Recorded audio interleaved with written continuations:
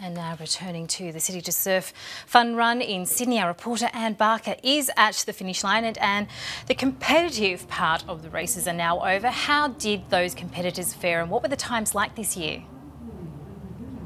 Well, Miriam, they were just slightly longer than the record, which is about 40 minutes, that was set by Steve Monaghetti over a decade ago. In fact, there were a few surprises. Everybody was predicting Ben Moreau, an amateur from New South Wales, to win. He won 2 years ago and he came second last year. But in fact, Brad Milosevic, also from New South Wales, pipped him at the post. He came in 42 minutes 15 seconds. And Stuart McSwain from Tasmania was only about 9 seconds behind him. Ben Moreau, in fact, came third. There were equally surprises among the women runners. Cassie Fienne, a Queenslander, was tipped to possibly beat the Commonwealth Games runner Jess Trengrove, and she actually did. She won by nearly fully 2 minutes ahead of her. She came in at 46.39, and in fact Danielle Allen from New South Wales came in second. So Jess Trengrove was third on 48.32. And we also have the winning wheelchair athlete. It was Richard Nicholson, but I can't give you the time there. I haven't actually heard yet just how quickly he came over the line. They were in fact the first people to leave Hyde Park this morning, the wheelchair athletes, and the elite runners left at about 8 o'clock, maybe just before.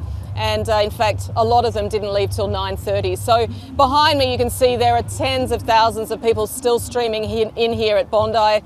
The finish line will probably be up still for a few hours because obviously a lot of people walk the distance, the 14-kilometre course, and a lot of families take the day out as an opportunity to walk to Bondi. It's an absolutely beautiful day here, as you can see, and so I think this crowd behind me will be coming in for quite a while yet.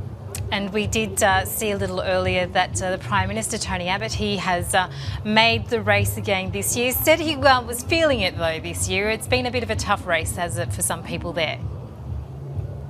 Yes, I haven't set eyes on him myself, but he was apparently acting as a guide for a vision impaired runner. I'm not sure what time he left Hyde Park, but he came in at about 10 o'clock. And as you say, it's not the first time that he's done the race. He's done it at least once before. So we'll be interested to see what his timing was as well. Noticing that with those people streaming through behind you, we have a lot of elaborate costumes as part of the race. Of course, it is a fun run. Has anyone else caught your eye down there this morning?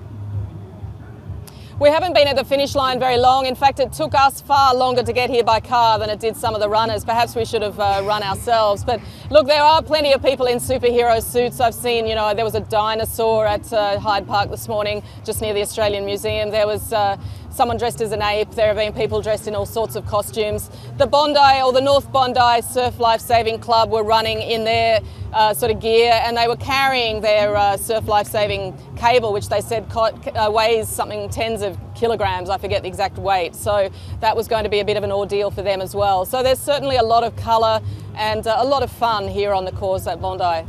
Great to see that enthusiasm. Anne Barker, thank you so much. Thanks.